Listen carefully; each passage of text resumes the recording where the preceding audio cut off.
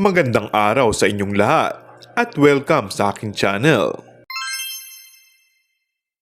Ang ganda-ganda ni Julia Montes nang dumulo siya sa media ko ng TV series na Saving Grace sa Dolphy Theater ng ABS-CBN at napansin ito ng karamihan.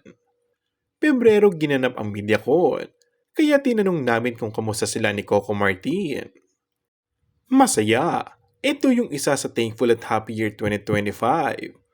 I can say best kasi iba po talaga yung happiness ngayon. Ang sarap sa pakiramdam na mayroon kang kasama sa buhay na maayos syempre. Tapos suportado ka sa lahat ng dreams mo. Tinanong naman ito kung saan nila ito ipinagdiwang nakaraang Valentine's Day. Sa bahay lang umano, dahil pareha silang may trabaho. Hindi nakakalimot si Coco sa Bulaklak.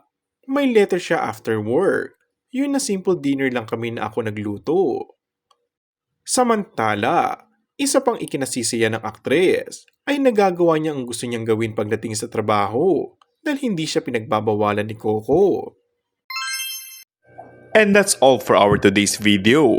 Kung bago ka lang sa aking channel ay mag-subscribe at pindutin na rin ang notification bell. Maraming salamat!